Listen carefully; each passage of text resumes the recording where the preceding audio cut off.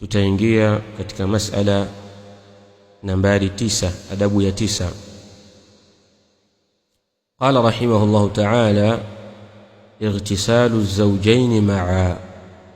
اغتسال الزوجين معا, kuoga wanandoa wawili pamoja. اغتسال الزوجين معا, kuoga wanandoa wawili kwa pamoja, yani mume kuoga pamoja na mke. Qala rahimahullahu ta'ala: ويجوز لهما أن يغتسلا معا في مكان واحد, na inafaa kwa wao wanandoa wawili an yaghtasila ma'a, kuoga pamoja, fi makanin wahidin, katika sehemu moja, katika bafu moja. Inafaa kwa wao wanandoa hao wawili kuoga pamoja. walau raa minha wa ra'at minhu, hata kama mume ataona kwa mkewe, yani atauona mwili wake, wa ra'at minhu, na mke akamuona mumewe, hilo hakuna ubaya katika hilo. Inafaa kwa wao kukoga wawili hata kama mume ataona sehemu katika mwili wa mwanamke wake na mke kadhalika ataona sehemu katika mwili wa mume wake. Mfahamiana vizuri? Adabu ya 10. Qala rahimahullahu ta'ala: tawaddu'ul junub qabla an-nawm. Tawaddu'ul junub qabla an-nawm, kutawadha kwa mwenye janaba kabla ya kulala. Kutawadha kwa mwenye janaba kabla ya kulala.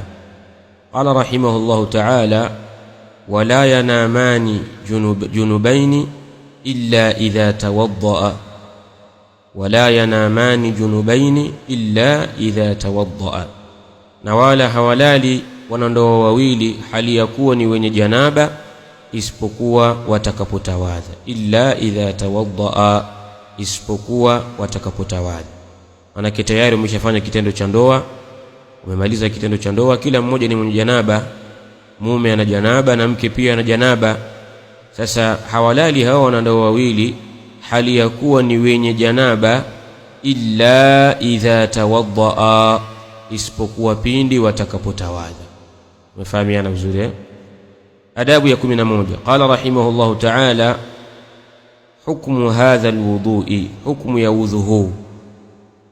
Huu udhu una hukumu gani? Huu udhu ambao wanatakikana kuutawadha wanandoa wawili kabla ya kulala, hukumu yake ni gani? Qala rahimahullahu ta'ala: walaysa dhalika ala alwujubi, na halikuwa hilo juu ya uwajibu.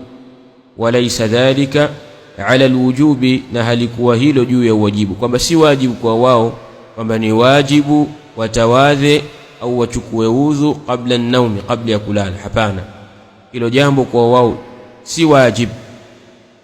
Wa inma lilistihbab, na hakika si vinginevyo, lilistihbab almuakkad, ni kwa kupendekezwa kuliko tiliwa mkazo, ni sunna iliyotiliwa mkazo.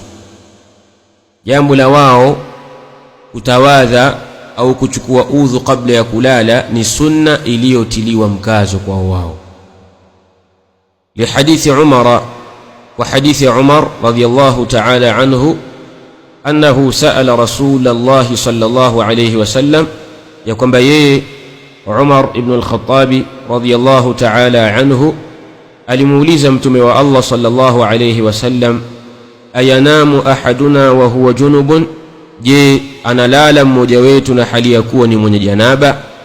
Ayanamu ahaduna wa huwa junubun, je analala mmoja wetu na hali ya kuwa ni mwenye janaba? Faqala, akasema mtume sallallahu alayhi wasallam: naam, ndiyo analala.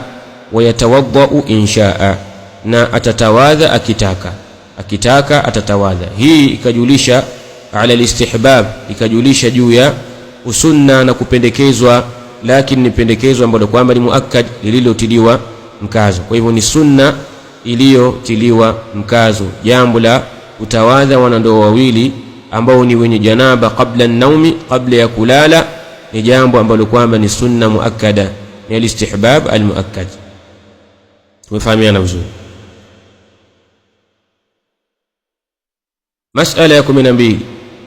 Qala rahimahullahu ta'ala: tayammumul junub badalul wudu'i. Tayammumul junub badalul wudu'i, kutayammamu kwa mwenye janaba ambako kuna kuwa ni badali ya udhu. Kutayammamu kwa mwenye janaba, kutayammamu ambako kuna kuwa ni badali ya udhu.